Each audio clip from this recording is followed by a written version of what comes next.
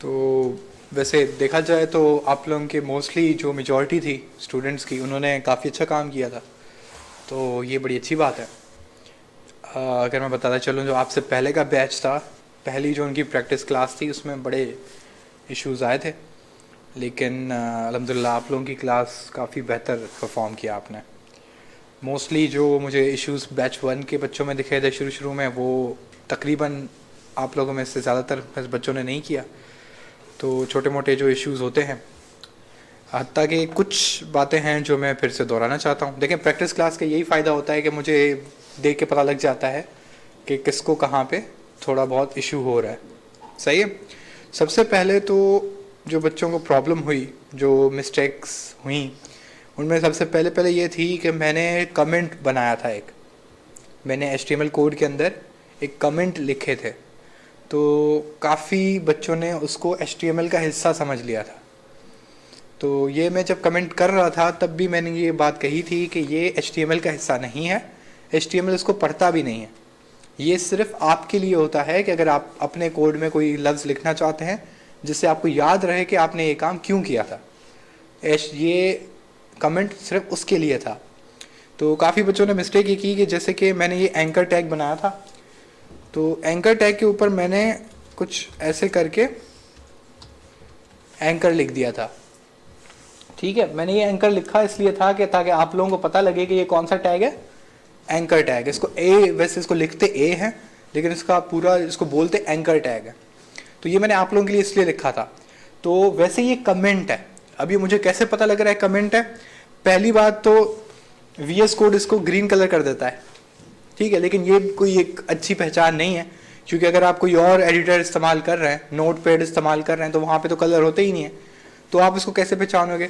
तो आप इसको पहचानते हो इन मार्क्स से। देखें, स्टार्ट एक बड़े बेहतरीन किस्म का इसका एक अपनी पहचान है। ये स्टार्ट बिल्कुल एक HTML की टैग की तरह होता है और ख़त्म भी एक HTML के टैग की तरह होता है। लेकिन इसके स्टार्ट के बाद ये जो है एक्सक्लेमेशन मार्क और डैश डैश, फिर यहाँ पे डैश डैश, ये आपको बताता है कि ये क्या है, HTML का कमेंट है। कमेंट क्या होता है? देखिए, फेसबुक पे आप लोग कमेंट करते हैं, ठीक है, वो आपकी अपनी कोई पर्सनल बात होती है जो आपको खुद भी कहना होता है, आप उस कमेंट में लिख देते हो। तो कमेंट बेसिकली आपका ओपिनियन होता है, आपकी राय होती है, जो आप कहीं भी लिख सकते हो, हम उसको कमेंट कहते हैं। तो इसी तरीके से प्रोग्रामिंग में भले ये आपकी HTML है, CSS है, इसके बाद जावास्क्रिप्ट है, तीनों में ये चीज़ होती है। क्योंकि जाहिर सी बात है, कोड जब बड़ा होने लगता है तो आपको कुछ ना कुछ याद करने के लिए होना चाहिए कि कौन सा कोड किसके लिए लिखा गया है, क्योंकि वो इतना ज़्यादा कॉम्प्लिकेट होने लग जाता है, इतना मुश्किल होने लग जाता है कि आप लोगों को फिर याद नहीं रहता। ये आपके साथ भी मसला होगा। अब जैसे मैं कमेंट को ज़्यादातर कैसे इस्तेमाल करता हूँ, मैं यहाँ पे कुछ ऐसी फॉर्मेशन बना देता हूँ, कुछ ऐसे करके यहाँ पे लिख देता हूँ फॉर्म स्टार्ट, जैसे कि मेरा कोई कंपोनेंट था, फिर मैं इसको ऐसे से कर देता हूँ, और जहाँ पे ये ख़त्म होता है उसको मैं कॉपी करके, और ये मेरा जहाँ पे कोड ख़त्म होना होता है कोई एक सेक्शन। अब देखें, एक ही HTML के पेज में बहुत ज़्यादा चीज़ें हो सकती हैं, तो मैं क्या कर देता हूँ, यहाँ पे फॉर्म एंड। अब मुझे याद रहता है कि ये क्या चीज़ शुरू हुई है और कहाँ पे ये ख़त्म हुई है। तो अगर कहीं पे कोई एरर आता है, कोई मसला आता है, तो मुझे पता है कि वो कहाँ पे मसला हुआ है, उस वाले कंपोनेंट में, उस हिस्से में। तो मैं डायरेक्टली वहाँ जाता हूँ और ये चीज़ें पढ़ के मुझे पता लग जाता है, अच्छा ये यहाँ से शुरू हो रहा है, यहाँ पे ख़त्म हो रहा है। तो कमेंट इसके लिए होता है, ये HTML का इससे कोई ताल्लुक नहीं है। HTML में ये सिर्फ आप अपने लिए लिखते हैं। तो बहुत सारे स्टूडेंट्स ने ये गलती की थी कि उन्होंने यहाँ पे ए टैग बनाने के पहले एंकर ऐसे लिख दिया था।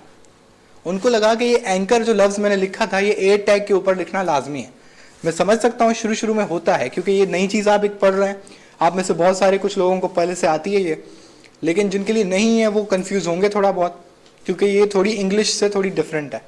इंग्लिश में तो पूरे पूरे लफ्ज़ होते हैं, इसमें अलग अलग के साइंस हैं, फिर उसके बाद एक लफ्ज़ लिखा हुआ है, फिर कुछ और हो रहा है, फिर कुछ और हो रहा है, तो मसले मसाइल होते हैं। लेकिन मैं फिर भी क्लियर कर रहा हूँ कि ये जो एंकर मैंने लिखा था ये कमेंट था। अगर आप इसको नहीं भी लिखते, इसको मिटा देते हैं, तो कोई फ़र्क नहीं पड़ रहा। सही है, अभी भी ये बिल्कुल सही काम करेगा। क्यों? क्योंकि मैंने एंकर का टैग तो बनाया हुआ है ना, ये रहा ए टैग है, टैग्स हैं HTML में, तो HTML आपकी पूरी है, वो सही चलेगी, उसमें कमेंट देने की ज़रूरत नहीं है, ये आप लोगों के खुद के लिए होता है। एक तो ये मिस्टेक थी। दूसरी गलती हुई यहाँ पर HTML की फ़ाइल बनाने में, ठीक है। काफ़ी स्टूडेंट्स ने जब ये HTML की फ़ाइल बनाई तो मैंने बताया था कि यहाँ पे आप न्यू फाइल करते हैं, ठीक है, तो यहाँ पे आप उसको कुछ भी नाम दे देते हैं, जैसे कि आपने ABC नाम दे दिया। अब ये ABC यहीं पे छोड़ नहीं देना है, इसके बाद आप एक डॉट लगाएंगे, ठीक है, और उसके बाद आप लिखेंगे HTML। अब एक बात देखने वाली है कि इसमें स्पेस नहीं आ सकती, ठीक है, ना डॉट से पहले ना डॉट के बाद, ना ऐसे आप कर सकते हैं।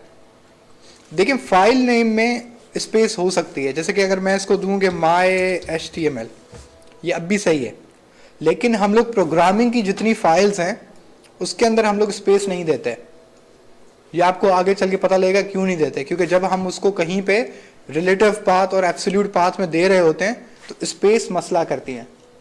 तो आप नॉर्मली कोशिश करते हैं अगर आपको स्पेस देनी ही देनी है तो आप उसको अंडरस्कोर दे दें, ठीक है। तो इसको थोड़ा ध्यान से कि ये कैसे इसकी फाइल नेम्स होती हैं, ये .html लिखना बिल्कुल ना भूलें। कुछ बच्चों ने ये नहीं लिखा था ऐसे और यूं फाइल बना दी थी, अब उनको यहाँ पे फाइल दिख भी रही थी, बिल्कुल सही काम कर रही थी, क्योंकि यहाँ पे वो लिख भी रहे थे ए टैग या HTML टैग, ठीक है, वो ऐसे करके बना रहे थे। लेकिन उनके साथ मसला क्या हो रहा था कि VS कोड उनको वो कोड बना के नहीं दे रहा था। जैसे कि अगर आप HTML की सही फाइल में जाएं और यहाँ पे फर्ज करें कोई भी एक टैग लिखें, जैसे मैंने लिखा div, बल्कि ये div बनाएं और इसको क्लोज करें तो दूसरा एंड खुद ही लिख के चला जाता है। अगर आप, मैंने ये जो जानबूझ के गलत फाइल बनाई है, इसमें अगर आप यही काम करेंगे तो वो आगे नहीं बनाएगा, क्योंकि उसको पता ही नहीं है कि आपने HTML बनाई है। क्यों नहीं पता उसको? क्योंकि यहाँ पे देखें ये my HTML लिखा हुआ है, इसके आगे क्या नहीं है, .html नहीं है, सही है। तो कुछ बच्चों ने ये गलती की थी।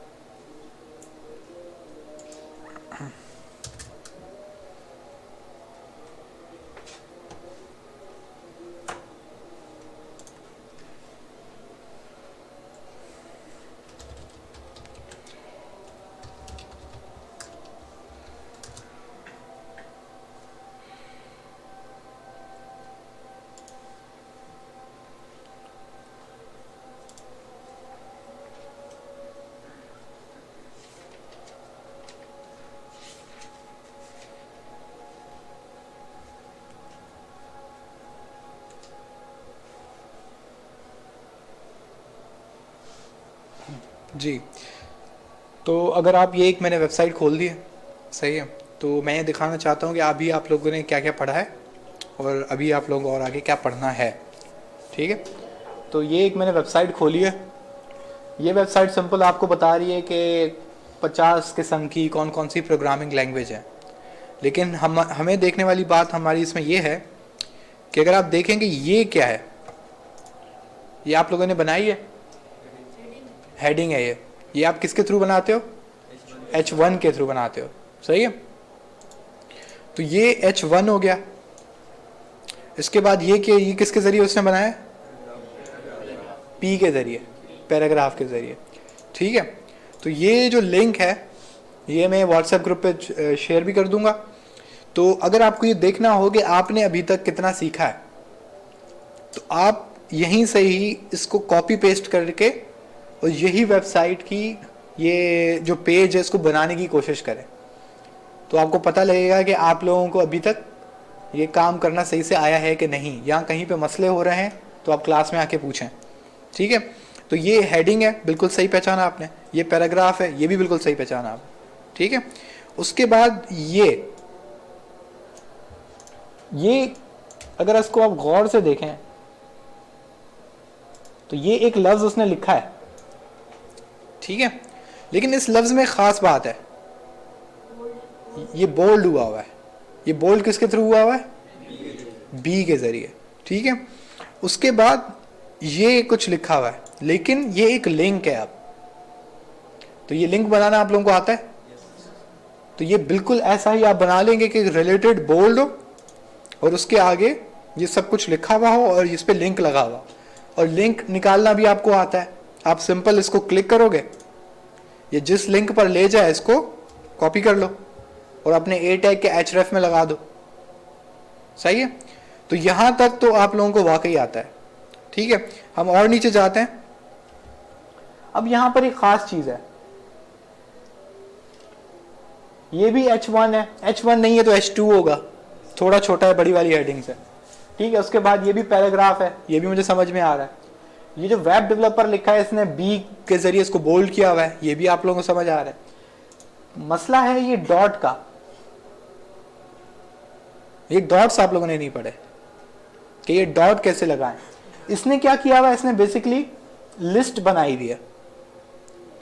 सही, ये एक लिस्ट है जिसमें इसने web developer, web designer, video game developer, computer systems engineer, इसकी लिस्ट बनाई हुई है।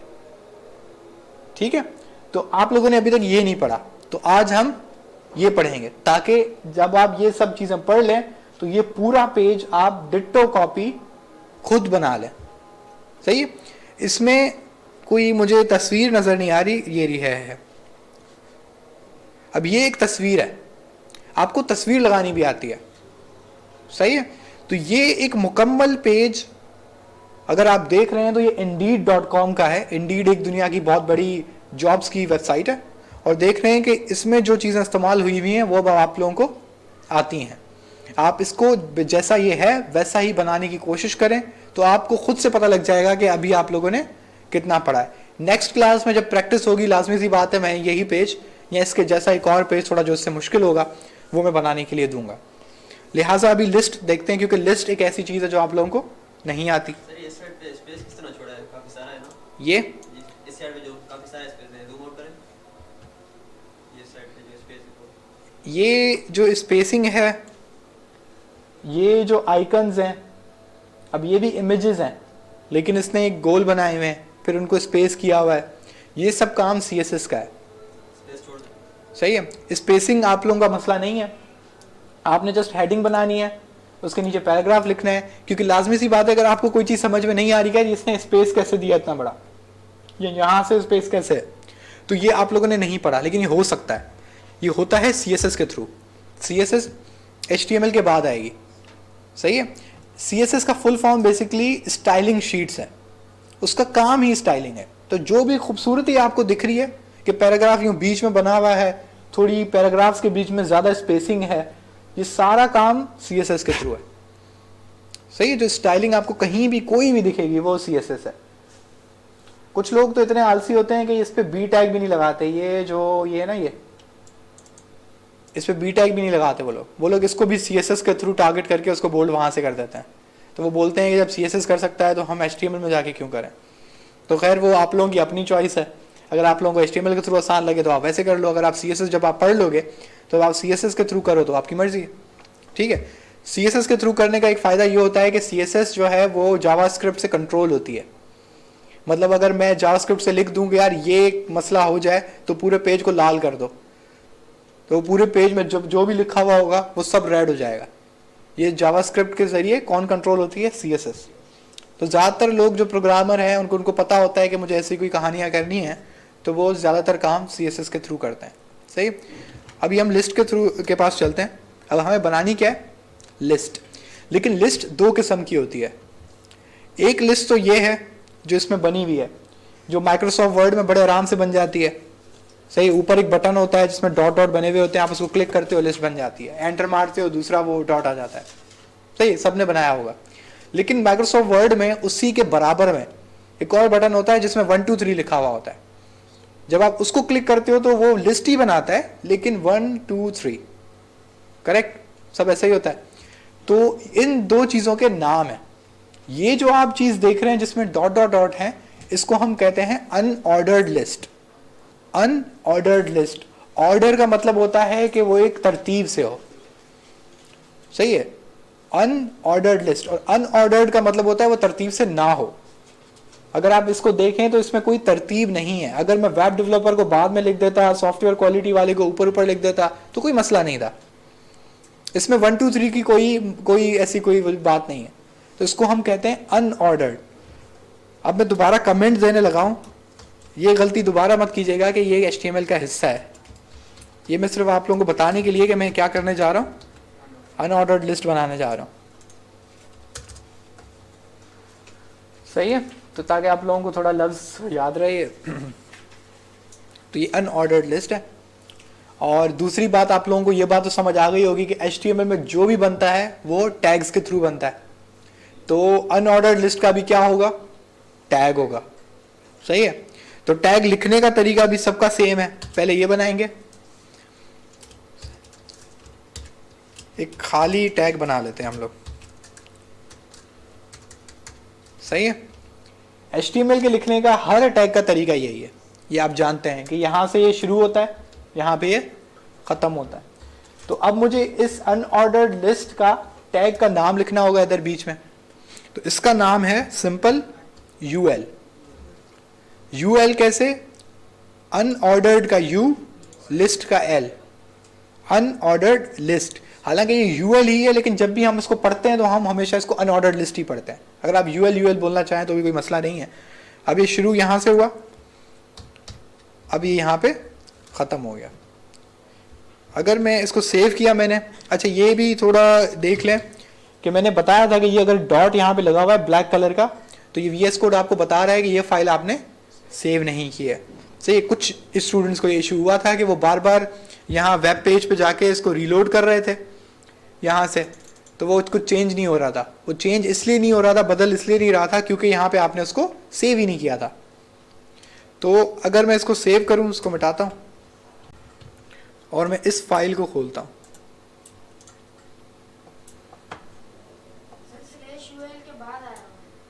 एक मिनट जी, के बाद बिल्कुल सही चीज़ पकड़ी है उन्होंने। स्लैश पहले होता है एंडिंग में, जिस तरीके से इनमें लिखा हुआ है। ठीक है, अभी मैं इसको रीलोड कर रहा हूँ तो यहाँ पे आपको कुछ नज़र आ रहा है नहीं। इसका मतलब है कि ये टैग अभी मुकम्मल नहीं हुआ है।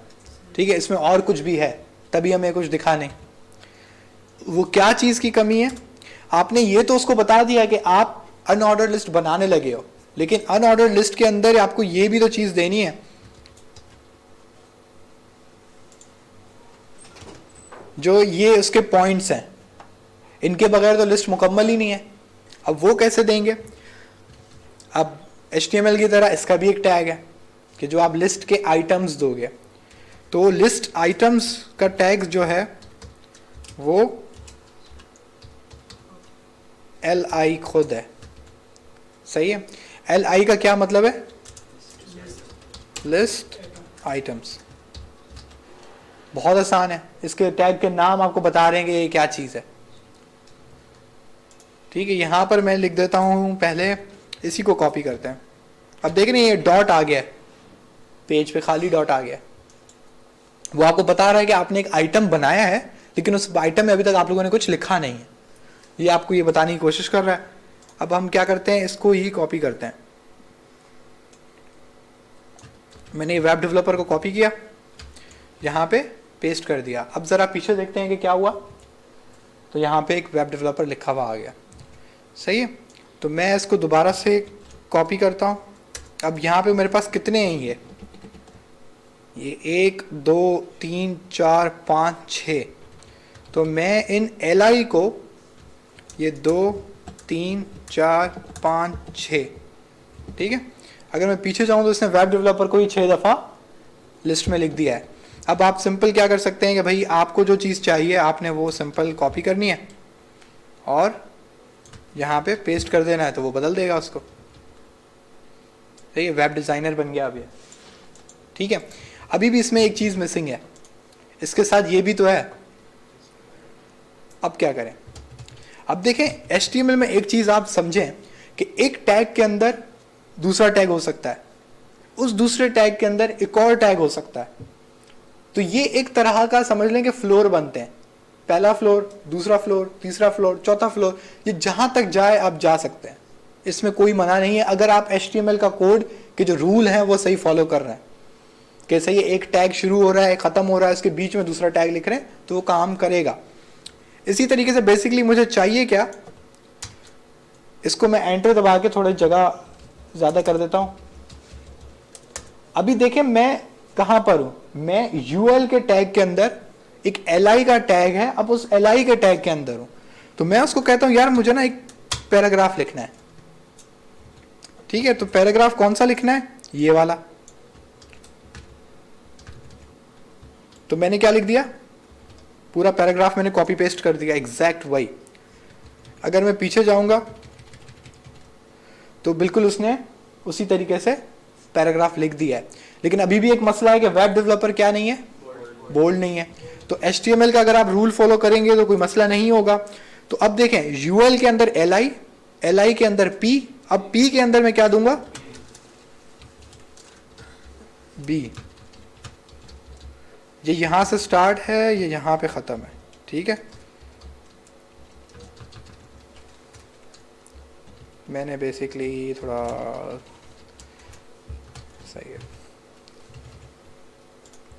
तो अब आपने बिल्कुल वही चीज़ बना डाली है जो उसने वेबसाइट पे दिखाई हुई है।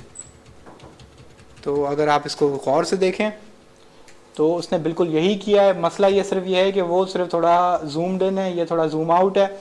इसमें एक चीज़ आपको दिख रही है, ये जो डॉट है ये ब्लैक नहीं है, ये ग्रे कलर का है और इसका साइज थोड़ा छोटा है।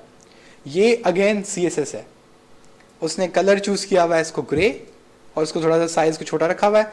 खैर आप लोगों को इस चीज़ की परवाह करने की ज़रूरत नहीं है, अगर आप इसको ग्रे ना भी करें तो वो है तो लिस्ट ही, ठीक है। वो आपकी चीज़ तो दिखा रही है कि वो आपने बनाई क्या है। तो इसी तरीके से जो बाकी लिस्ट आइटम्स हैं आप बिल्कुल वैसे ही इनपुट करते जाओगे तो ये आपकी क्या बन जाएगी, लिस्ट।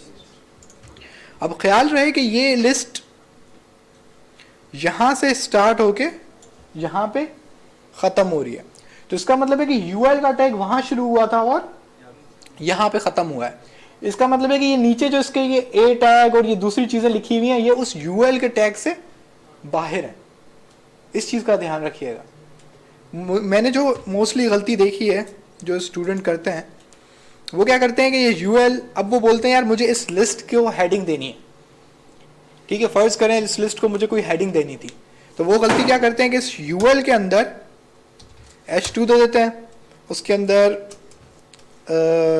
प्रोफेशंस की फर्ज करें मैंने इसको हेडिंग दे दी और पीछे जाके देखते हैं तो हेडिंग बड़ी ज़बरदस्त दिख रही है, सही है। हेडिंग है, नीचे लिस्ट है, काम बेहतरीन है, सही है। लेकिन ये टेक्निकली गलत है। आप UL के अंदर कोई और टैग ना दें क्योंकि UL के अंदर उसका जो चाइल्ड है वो कौन होता है, li, ठीक है। और जो भी काम होता है वो li के अंदर होता है।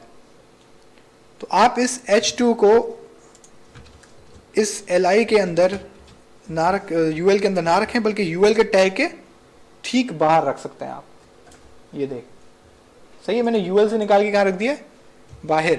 तो काम अब भी वैसा ही हो रहा है, सही है। H2 का आपने सिर्फ एक चीज देखी कि जब वो UL के अंदर था तो वो इधर स्पेस था, अब मैंने UL से बाहर निकाला तो वो वापस पीछे चला गया। अब ये CSS के थ्रू कंट्रोल हो सकता है। मैं चाहूं मैं इस प्रोफेशन को बिल्कुल ही बीच में ले आऊं, मैं चाहूं इस प्रोफेशन को बिल्कुल इस तरफ ले आऊं, सही है, ऊपर नीचे इधर उधर, ये सारा काम CSS का है। CSS के दो जो बड़े काम हैं, एक तो ये स्टाइलिंग है, कलर चेंज कर देना, साइज को ऊपर नीचे कर देना, और एक और बड़ा काम है वो है लेआउट, उसे हम कहते हैं लेआउट। लेआउट क्या होता है कि वो पूरी वेबसाइट में कौन सी चीज़ें कहाँ रखी जाएंगी, इसको हम लेआउट कहते हैं।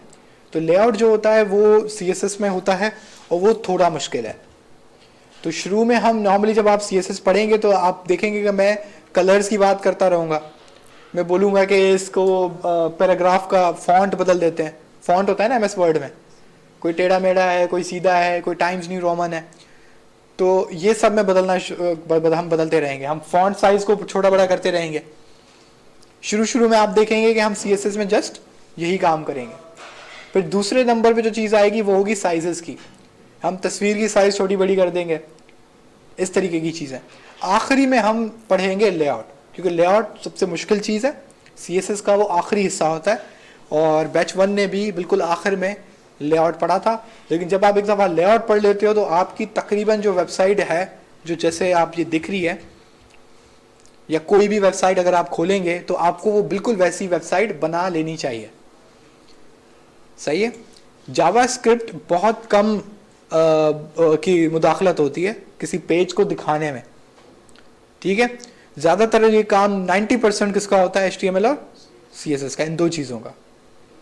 जावास्क्रिप्ट जो मैं बार बार कह रहा हूँ वो प्रोग्रामिंग लैंग्वेज है। अगर उसमें कोई आपको ऐसी फंक्शनैलिटी लानी है कि भाई ये जब वेबसाइट लोड हो तो ये वाला जो आपका एलिमेंट है ये क्लिक हो, यूज़र इसको क्लिक करे तो कोई चेंजेस हो जाए, ठीक है, जैसे एक शेडो होता है, कुछ अजीब अजीब सी चीज़ें हो रही होती हैं, एनिमेशन हो रही होती है, तो ये सब चीज़ें किसके थ्रू आप कर सकते हैं, जावास्क्रिप्ट के थ्रू। इस वक्त CSS ने भी थोड़ा ये कर दिया है कि CSS 3 एक नया आया था, उसमें कुछ चीज़ें हैं जो उन्होंने इंट्रोड्यूस करवा दी हैं जो एनिमेशन पे थोड़ा काम करती हैं। बैच 1 वालों को भी मैंने एक फाइनल जो एक वेबसाइट बनवाई थी उसमें वो थोड़ी एनिमेशन उसमें इंक्लूडेड है। तो खैर अभी आप जो भी चीज़ें पढ़ रहे हैं HTML में, ये सिर्फ आपको वेबसाइट बनाने का तरीका बता रहे हैं, आगे आपकी सोच है और आपकी प्रैक्टिस है कि आप उस चीज़ को उठा के क्या बना लेते हैं। अब जैसे कि मैं आपको एक एग्जांपल देता हूँ कि ये अभी आपने लिस्ट पढ़ी, इसी लिस्ट को इस्तेमाल किया जा सकता है एक तस्वीरों की लिस्ट बनाने में। आप LI के अंदर एक तस्वीर रख दें, दूसरे LI में दूसरी तस्वीर रख दें, तो वो किसकी लिस्ट बन जाएगी, तस्वीरों की। तो इसमें लिमिट कोई नहीं है, आप किसी भी चीज़ को, अगर वो किसी एक चीज़ के लिए बनाई गई थी, आप उसको दूसरी चीज़ के लिए इस्तेमाल कर दें। मज़े की बात है कि आप लोगों ने ये नेविगेशन बार जो सब सारी वेबसाइट में देखा होगा, ये सही है। मज़े की बात है कि ये इसी अनऑर्डर्ड लिस्ट से बनता है। अब आप क्या सोच रहे होंगे ये कैसे मुमकिन है, यहाँ पर तो LI बिल्कुल डॉट डॉट बना के कर रहा है, सब कुछ कर रहा है। तो ये सब CSS के थ्रू कंट्रोल हो जाता है। हम ये डॉट डॉट्स उड़ा देते हैं, इसको यूँ, ये जो वर्टिकल हुई हुई है ऐसे आइटम्स यूँ बने हुए ना, पहला दूसरा तीसरा, इसको हम यूँ बना देते हैं सीधा। तो ये सारा काम किसके थ्रू हो जाता है, CSS। तो HTML CSS में जो भी चीज़ आपको पढ़ाई जाती है, आप उसको कैसे भी चाहें किसी भी काम के लिए इस्तेमाल कर सकते हैं, कोई इसमें मना नहीं होता, बस उसको आपको यूज़ करना आना चाहिए, ठीक है। आगे आपकी सोच है। आई थिंक नमाज का टाइम हो गया, नमाज के बाद मिलते हैं।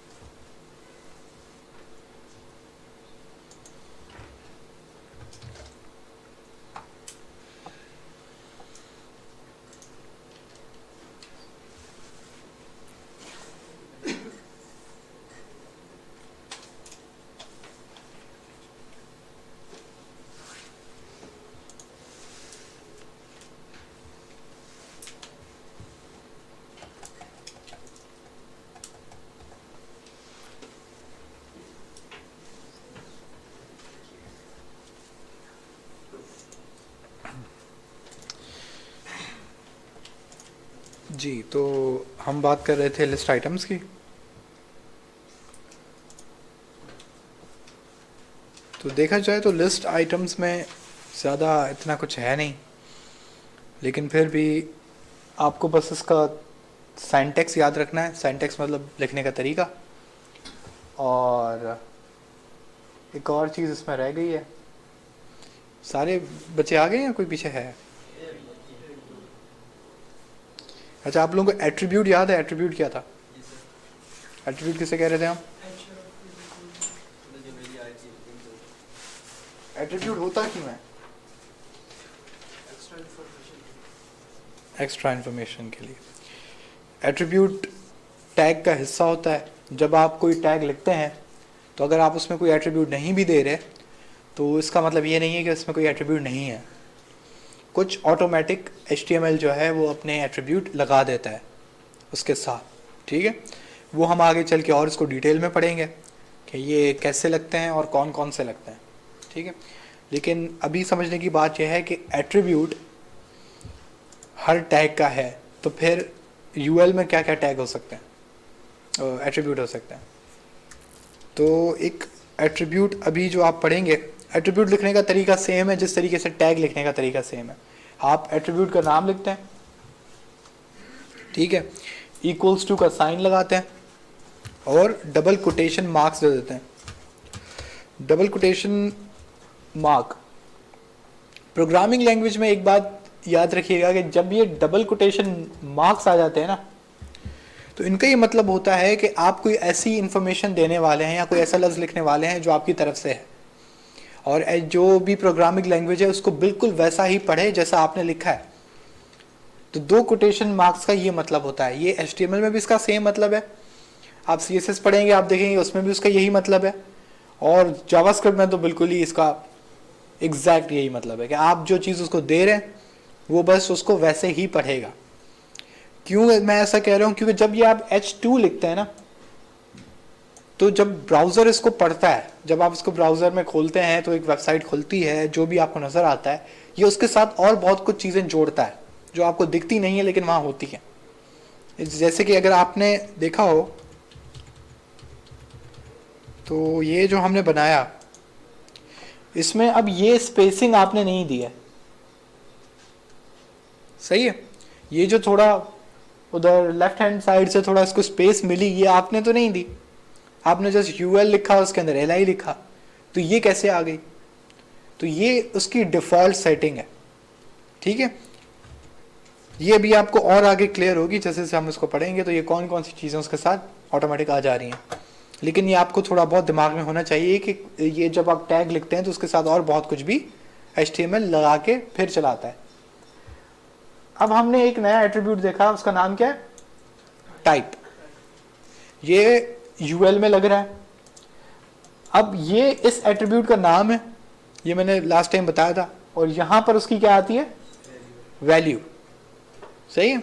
तो पहली वैल्यू हम इसको देते हैं स्क्वायर। ये अब आप अपने पास लिख लें कि UL की कौन कौन सी टाइप्स होती हैं। टाइप बेसिकली किस्म को कहते हैं, कि अभी हमें बता रहे हैं कि हमें इसकी कौन कौन सी टाइप देनी है।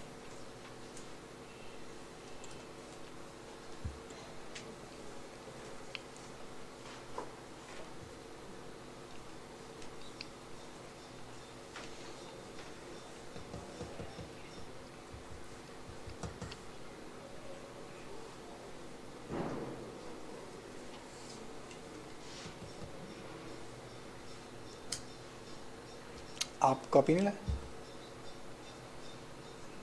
आप भी नहीं लाए? आपका नाम क्या है?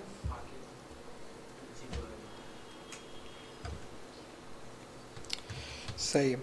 तो हमने यहाँ पे इसको टाइप कौन सी दी है? स्क्वायर। स्क्वायर को लगाने के बाद हम चेक करते हैं तो कोई फर्क महसूस हुआ? क्या चेंज हुआ? तो ये जो इसके डॉट्स थे वो क्या बन गया? अब स्क्वायर बन गया। तो मतलब इसका ये है कि जब हम इसमें टाइप में उसकी कोई भी वैल्यू देंगे तो उसका असर उसके डॉट्स पे पड़ेगा। तो ये UL की टाइप है। अब ये कौन कौन सी टाइप्स हैं? ये ऐसा नहीं है कि आप खुद से कुछ भी स्टार लिख देंगे तो वो स्टार लगा देगा। ये पहले से कुछ आपकी डिफाइंड टाइप्स हैं, उसने पहले से बताई हैं आपको कि ये टाइप्स होती हैं। पहली आपकी स्क्वायर है, आपने स्क्वायर देख ली। दूसरी उसके बाद है सर्कल,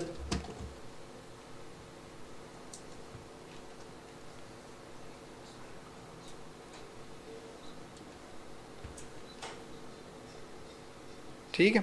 तो अब सर्कल में हम देखते हैं, इसको डाउन करते हैं, तो सर्कल में हमें ये देख रहे हैं कि ये कुछ ऐसा बन गया। ये बिल्कुल वही डॉट की तरह है, लेकिन अब जस्ट गोल दायरा है एक सर्कल की तरह, उसके अंदर कोई भी कलर नहीं है, जैसे पहले ब्लैक कलर था। सर्कल के बाद अब हम एक और देखते हैं, डिस्क, ठीक है। तो डिस्क में हम देखते हैं, तो डिस्क ये बिल्कुल वही है जो पहले अगर हमने टाइप नहीं भी दी थी तो वो यही लगा रहा था। तो इसका मतलब है इसकी डिस्क टाइप जो है वो डिफॉल्ट है। वो क्या है? डिफॉल्ट है। जब कोई टैग खुद से कोई चीज लगा दे तो हम उसको कहते हैं कि ये उसकी क्या चीज है? डिफॉल्ट है। डिफॉल्ट का मतलब होता है कि अगर आप उसको वो चीज नहीं देंगे, नहीं बताएंगे, तो अपने आप से वही चीज लगा देगा। तो इसी तरीके से हर HTML टैग की कुछ ना कुछ डिफॉल्ट है जो वो आपसे पूछे बगैर लगा देता है। अगर आपको उसको चेंज करना है तो आप एट्रीब्यूट इस्तेमाल करें और एट्रीब्यूट के जरिए से वो आप चीज बदल सकते हैं। मेरे ख्याल से एक और है, एक मिनट, हाँ ये भी है, नन।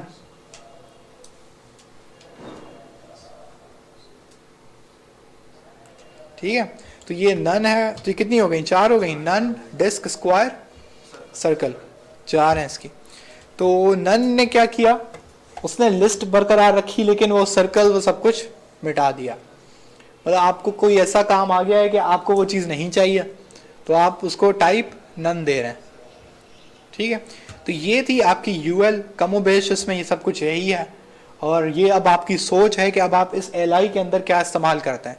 अब आप यहाँ पे देख रहे हैं कि एल के अंदर यहाँ पर मैंने सिंपल सा एक टेक्स्ट लिखा है, यहाँ पर मैंने एल के अंदर पी का टैग देकर एक पूरी की पूरी लाइन लिख दी है। ये आपको दिखाने के लिए था कि आप एल के अंदर कुछ भी अपना जो डेटा है वो लगा सकते हैं। ठीक है, ना सिर्फ आप ये कर सकते हैं बल्कि आप ये भी कर सकते हैं कि मैंने यहाँ पर एक क्या बनाया, ए का टैग बनाया। ठीक है, अब मैंने ए के टैग को, इस लफ्ज को इस ए के टैग के अंदर रख दिया। पीछे सबको दिख रहा है ये? तो मैंने क्या किया, ये आपका एल है, एल के अंदर अब मैंने क्या कर दिया है, ए का टैग बनाया और उसमें वेब डिजाइनर लिख दिया है। क्या ये अभी काम करेगा? क्यों काम नहीं करेगा? क्या नहीं दिया? कौन सा एट्रीब्यूट नहीं दिया है? href नहीं दिया है। तो अभी ये इसका आउटपुट क्या होगा href के बगैर? कलर में दिखाएगा। किसी और को याद है? ये हमने देखा था कि जब हम href नहीं लगाते और फिर भी हम ए टैग दें तो पीछे आउटपुट कैसा दिखता है? हाँ, सिंपल दिखता है। ऐसा लगता ही नहीं है कि इस पर कुछ चीज़ लगाई गई है जब तक उसमें href नहीं आता। ए के टैग की ये बात हमेशा ख्याल रखिएगा, वरना ये आपको पागल कर देगा। आप परेशान हो जाएंगे, यार मैंने ए टैग लगाया है, यहाँ पे उसका कोई असर ही नहीं आ रहा। तो उसकी वजह क्या है? आपने क्या नहीं दिया? href। href क्या है? उसका एट्रीब्यूट है। क्या है? अब एट्रीब्यूट लिखने का तरीका वही, href इस एट्रीब्यूट का नाम है, बीच में इक्वल्स टू का साइन है, फिर कोटेशन मार्क्स हैं। अब इधर मैं अपनी कोई भी लिंक दे सकता हूँ। मैं क्या करता हूँ, मैं ये वाली लिंक दे देता हूँ। ठीक है, तो मैंने इसको ये वाली लिंक कॉपी पेस्ट कर दी। अच्छा, लिंक में अगर आप देखें तो ये ख्याल रखें कि इसमें ये चीज़ होनी चाहिए, HTTPS। इसके 2 तरह की चीज़ें होती हैं, एक होता है HTTPS, एक होता है HTTP, उसमें S नहीं होता। अब ये क्या चीज़ें हैं ये थोड़ा हम आगे चल के मैं आप लोगों को बता दूंगा। खैर ये इस कोर्स का वैसे हिस्सा नहीं है, लेकिन आपकी अपनी जानकारी के लिए आपको थोड़ा पता होना चाहिए ये क्या होता है। लेकिन जब भी आप href में कोई लिंक दें किसी वेबसाइट का तो उसके साथ क्या होना चाहिए? HTTPS। जब HTTPS होगा तो उसको लगेगा कि ये कोई बाहर की वेबसाइट है। सही है। अगर आप उसको HTTPS नहीं देंगे तो उसको लगेगा कि ये आप ही की वेबसाइट में कोई और पेज है। आप ये बात समझ रहे हैं? क्योंकि आप अगर 10 HTML के पेज बनाते हैं तो पहला एक पेज होगा जिस पे आपका क्लाइंट जाएगा, यूजर जाएगा। आप बोलेंगे ये पहला पेज कौन सा खोले जी? इंडेक्स खोले। इंडेक्स के अंदर वो अबाउट पे क्लिक करता है, तो अबाउट का जो दूसरा पेज खुलेगा आपने उसकी बिल्कुल ही HTML फाइल अलग बनाई हुई है। तो आप उसको कैसे खोल सकते हैं? हमने देखा था वो ए टैग के थ्रू खुल जाता है।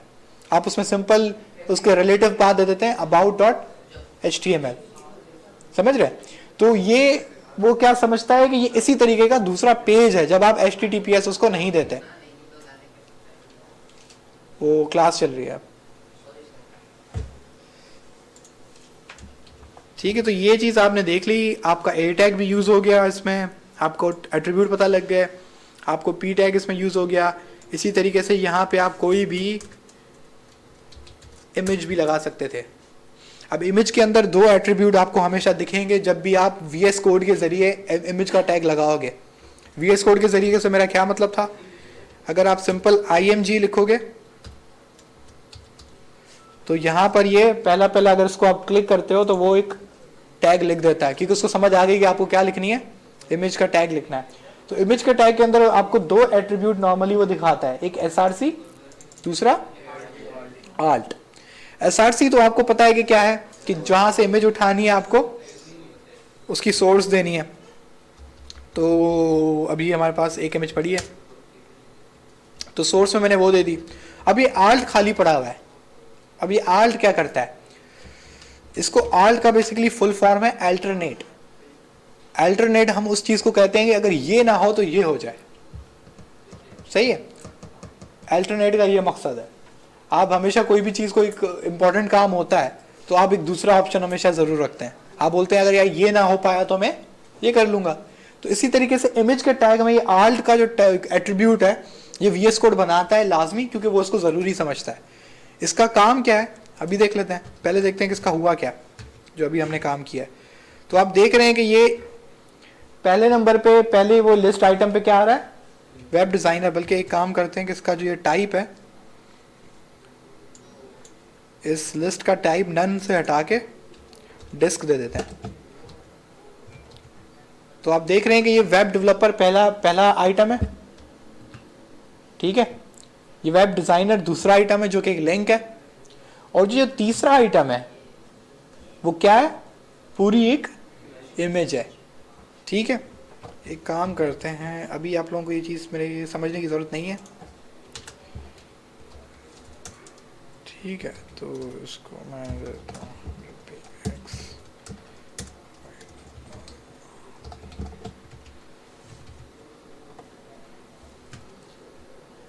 तो मैंने सिंपल क्या किया है कि मैंने CSS का कुछ एट्रीब्यूट इस्तेमाल करके मैंने उसकी साइज़ छोटी कर दी है ताकि आप लोगों को लिस्ट अच्छे से नज़र आए। ठीक है, और कुछ भी नहीं किया, और वो आपको समझने की ज़रूरत वैसे नहीं है। तो यहाँ पे आप देख रहे हैं कि ये एक लिस्ट आइटम है वेब डिज़ाइनर। ये दूसरे लिस्ट आइटम पर देख रहे हैं कि कुछ चीज़ लिखी नहीं हुई, उल्टा एक तस्वीर लगा दी गई है। तो ये दिखाने का ये मकसद था कि लिस्ट में आप कोई भी चीज़ इनपुट कर सकते हैं। सही है, लिस्ट आइटम में कोई आपको मना नहीं है कि आप कोई चीज़ नहीं रख सकते, नहीं रख सकते हैं। आप कोई भी HTML का टैग उस पर आ सकता है। ये आपके ऊपर है कि आप उसमें क्या लगाना चाहते हैं। सही है, तो ये यहाँ तक आपने काफ़ी डिटेल में UL पढ़ ली। क्या पढ़ ली? Unordered list. अब मज़े की बात है कि जब आज की क्लास शुरू हुई तो मैंने आपसे कहा कि ये एक अनऑर्डर्ड लिस्ट है, लेकिन इसी की तरह की एक और लिस्ट होती है जिसमें 1 2 3 होता है, हम उसे ऑर्डर्ड लिस्ट कहते हैं। सही है, तो वो HTML में कैसे बनाई जा सकती है? कमाल की बात है कि उसको लिखने का तरीका UL के बहुत बहुत ज़्यादा करीब है। अगर आप इसको करें तो वैसे ये आपको समझने की ज़रूरत नहीं है क्या हुआ, बस हो गया। ठीक है, तो मैंने क्या किया कि मैंने खाली UL की एक टैग बनाया, उसके अंदर मैंने 4 क्या दे दिए? LIs दे दिए, यानी कि लिस्ट आइटम्स दे दिए। लेकिन मैं ये चाहता था कि यार ये मैंने फ़र्ज़ करी यहाँ पे मैंने कुछ भी लिख दिया, ABC 1 2 3 ना लिखो, कुछ भी इधर लिख दो, कुछ भी एक डेटा आ गया। तो अगर मैं इसको पीछे जाके हम चेक करते हैं तो इधर रिकॉर्ड लिस्ट बन गई है ये वाली। ठीक है, ये न्यू लिस्ट है। और इस लिस्ट के अंदर मैंने ऐसे कोई आइटम डाल दिया, अब इसमें ये डॉट डॉट दोबारा आ गए क्योंकि ये अनऑर्डर्ड लिस्ट है। लेकिन मैं चाहता था नहीं यार ये अनऑर्डर्ड लिस्ट ना हो, इसमें क्या हो 1 2 3 हो। उसकी वजह क्या है, मैं बोलता हूं कि ये रैंक्स ऑफ स्टूडेंट्स, मैं बोलता हूं कि ये जो दूसरी वाली लिस्ट है वो आपको क्या बता रही है, रैंक्स ऑफ स्टूडेंट, यानी कि कौन बच्चा फर्स्ट आया, कौन सेकंड आया, कौन थर्ड आया। अब इसमें 1 2 3 लाजमी है। जब तक आपको ये नहीं पता लगेगा कि पहले पर जो लड़का है या जिसका नाम होगा वो कौन होगा, फर्स्ट पोजीशन होगा, जो दूसरे पर होगा वो सेकंड पोजीशन। तो अब इसमें देखें ऑर्डर बहुत जरूरी है। अब आप ये नहीं कर सकते कि तीसरे वाले को पहले पे रख दो, चौथे वाले को पहले पे रख दो। तो अब उसके लिए क्या क्या फर्क करना है, हमें सिर्फ कोड में आप वापस आए, आपने यहाँ पे यूएल लिखा था अनऑर्डर्ड लिस्ट के लिए। तो अब मैं कमेंट में एक चीज लिख देता हूँ, ऑर्डर्ड लिस्ट। दोबारा बता रहा हूँ ये कमेंट है, ये HTML का हिस्सा नहीं है, ठीक है। ये जो यूएल है, मैं सिंपल इधर यू को हटा के क्या लिख दूंगा, ओ, क्योंकि मुझे क्या बनानी है, ऑर्डर्ड लिस्ट। अब मैंने वहां से बदला तो फिर यहाँ पे खत्म हो रहा है टैग, मुझे यहाँ से भी ओ करना पड़ेगा, ठीक है। तो मैंने ये भी बदल दिया। अब ये क्या बन गई, OL OL, यानी कि ऑर्डर्ड लिस्ट। अब हम पीछे चल के देखते हैं कि इसका क्या फर्क हुआ। हम नीचे चलते हैं तो आप देख रहे हैं कि जो चीज़ हमें चाहिए थी वैसे हो गई, हमें लिस्ट 1 2 3 वाली मिल गई, ठीक है। जो अभी लिख रहे हैं वो लिख लें।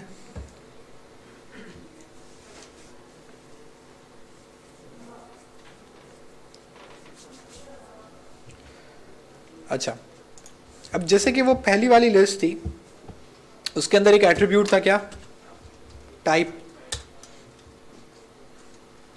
तो इसके अंदर भी टाइप का एट्रीब्यूट होता है सेम, क्योंकि दोनों बहुत मिलते जुलते हैं, OL और UL। अब इसके अंदर जो टाइप्स हैं वो आपको ये पूरे यहाँ पे बता रहा है, इसको आप लिख लें। VS कोड ने खुद आपको बता दिया, बहुत शुक्रिया। VS कोड ने आपको बता दिया कि इसकी कौन कौन सी टाइप्स हैं। इसको आप एग्जैक्टली ऐसे लिस्ट लिख लें कि टाइप ये OL की हैं, इसको अपने पास कॉपी में लिख लें और एक एक करके हम इसको देखते हैं कि इनका ये कैसे दिखती हैं।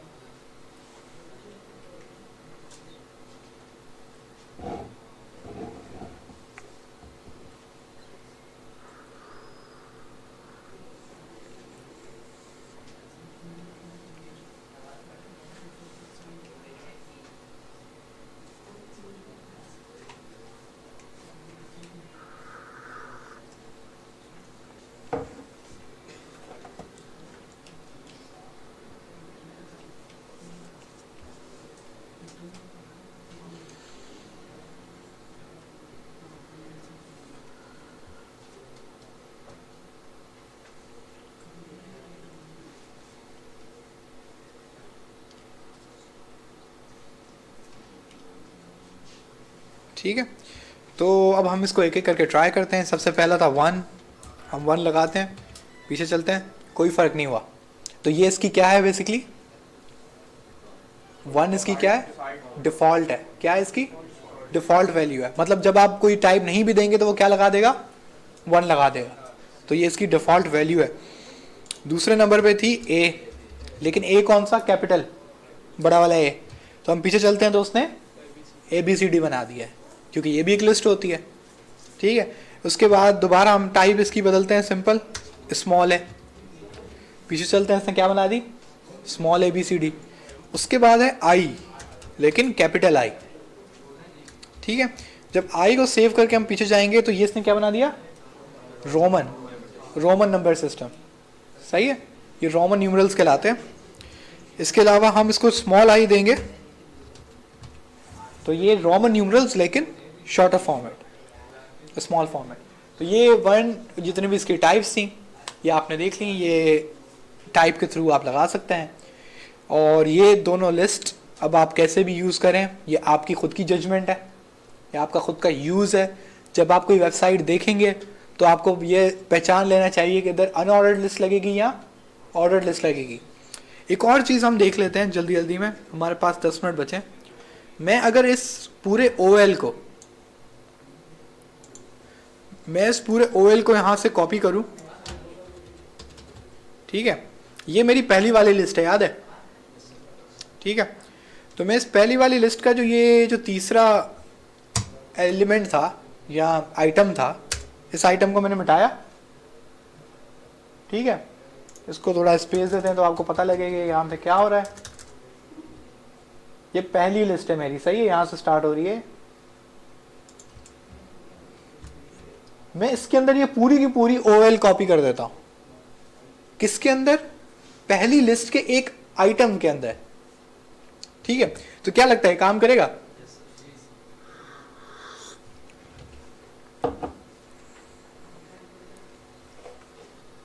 तो देख रहे हैं इसने क्या किया है। जैसा कि मैंने कहा था कि आप लिस्ट आइटम के अंदर कोई भी HTML का टैग लगा सकते हैं, ये आपके ऊपर है कि उसको आपको कैसे इस्तेमाल करना है। इसको हम बेसिकली एक टेक्निकल नाम देते हैं, इसको हम कहते हैं नेस्टेड लिस्ट। सही है, इसको हम क्या कहते हैं? Nested list. नेस्टेड की स्पेलिंग खैर इसके ऊपर हम लिख देते हैं। ये लफ्ज आपको बहुत सुनने को मिलेगा आगे, क्योंकि HTML, CSS, जावास्क्रिप्ट तीनों में ऐसी बहुत सारी चीजें हैं जो इस लफ्ज का इस्तेमाल करेंगी। नेस्टेड का मतलब होता है कि एक कोई टैग हो, उसके अंदर दूसरा उसी के जैसा टैग हो। अब आप देख रहे हैं कि एक भी लिस्ट है, दूसरा भी क्या है? लिस्ट। तो ये हम इसको एक टेक्निकल जबान में पेरेंट चाइल्ड रिलेशनशिप कहते हैं। पेरेंट चाइल्ड रिलेशनशिप, पेरेंट माँ बाप, चाइल्ड उसके बच्चे। इसी तरीके से अब ये जो अनऑर्डर्ड लिस्ट है, ये पेरेंट है इस ऑर्डर्ड लिस्ट की, क्योंकि ऑर्डर्ड लिस्ट किसके अंदर है? अनऑर्डर्ड लिस्ट के।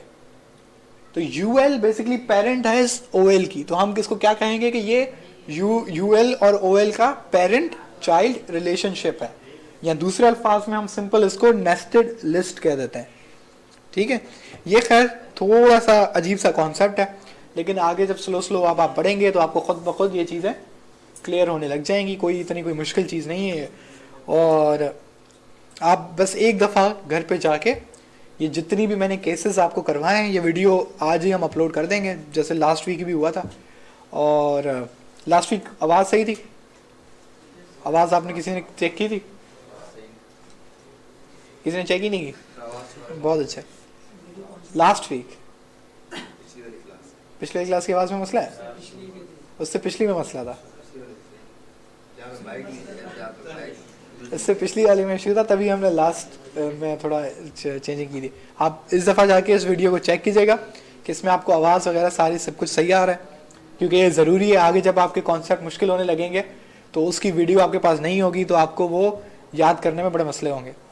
ठीक है, तो एक दफ़ा आप घर जाके ये यूएल ओएल उनकी टाइप्स और उनके आइटम्स के अंदर मैंने ए टैग इस्तेमाल किया, मैंने पैराग्राफ इस्तेमाल किया।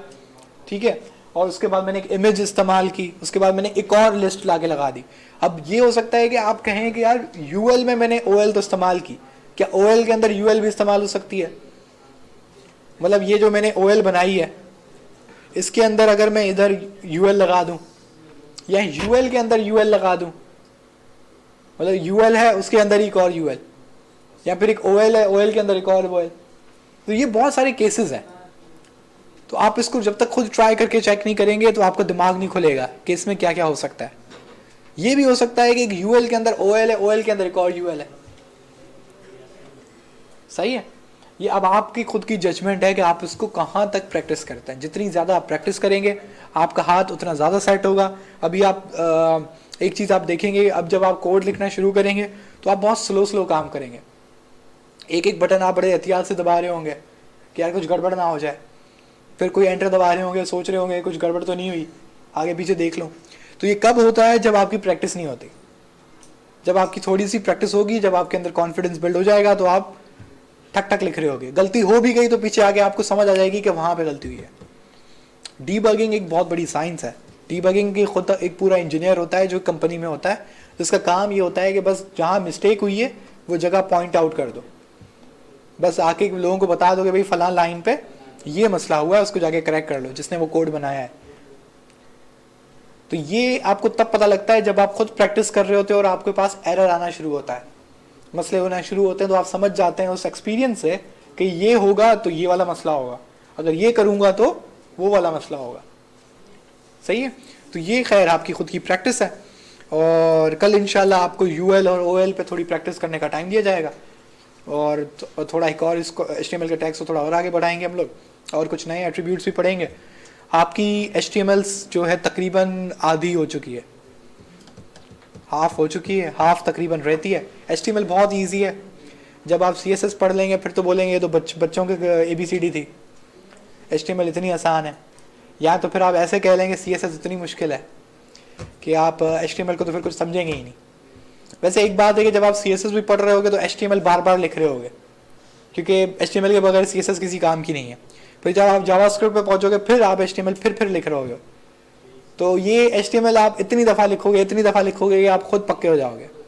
ठीक है, अगर अभी किसी को थोड़ा बहुत समझने में मसला हो रहा है, आपको लग रहा है कि यार ये चीज़ तो पता नहीं कैसे हो गई थी, तो टेंशन ना लें, बस एक काम करेंगे, थोड़ा प्रैक्टिस कर लें। ठीक है, क्योंकि हर चीज़ यहाँ बैठ के 2 घंटे में नहीं आपको बार बार प्रैक्टिस करवाई जा सकती।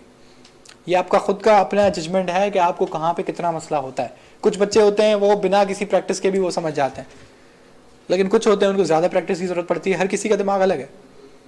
ठीक है, तो थोड़ी अपनी तरफ से भी घर पे प्रैक्टिस करें। ये मैं लिंक आज भेज दूंगा जो मैंने वेबसाइट को मैं फॉलो कर रहा था। अब आप देखेंगे इसमें जितनी चीज़ें हैं वो सब अब आपको आती हैं। अगर आप ऊपर से नीचे इस वेबसाइट को देखेंगे तो अगर आपने थोड़ी बहुत क्लासेस सही से सुनी होंगी तो आप ये सारी की सारी वेबसाइट बना सकते हैं। अभी आपको इतना आता है। ठीक है, तो मैं ये लिंक शेयर कर दूंगा, आप इसको घर पे भी ट्राई कीजिएगा, वरना कल यहाँ पे आके आपको यही वेबसाइट की प्रैक्टिस करनी है। कुछ इसमें इमेजेस देखें, अपनी आप क्रिएटिविटी हर जगह लगा सकते हैं। क्रिएटिविटी आप अपनी चेंजेस, आप कहें मैं इसको ऐसे नहीं ऐसे लगाता हूँ ज़्यादा बेहतर लगेगा, ये आपकी खुद की डिज़ाइनिंग है, ये आप हर जगह कर सकते हैं। मैं इस पर कभी भी मना नहीं करूँगा। अगर मैं एक चीज़ कहता हूँ कि बिल्कुल ऐसी बनाओ, आप उसको कहते हो कि नहीं मुझे तो ये ऐसे पसंद है, आप उसको वैसे बना लेते हो, मैं फिर भी कुछ नहीं कहूँगा तब तक जब तक आपने वो कोड सही लिखा हो, क्योंकि कोड मेन मसला है। उसमें आप लिख क्या रहे हैं वो उसका मेरा मसला नहीं है। लिखना और तस्वीरें लगाना वो तो मैं एक तरीके से एग्जाम्पल देता रहता हूँ, ये लगा लो वो लगा लो। असल मकसद होता है उसका इस्तेमाल करना, वो कैसे इस्तेमाल हो रहा है, वो कोड कैसा हो रहा है। तो आई थिंक आपका टाइम हो जाता है, तो इंशाल्लाह आपसे कल फिर मुलाकात होती है। ठीक है, अब आप जा सकते हैं।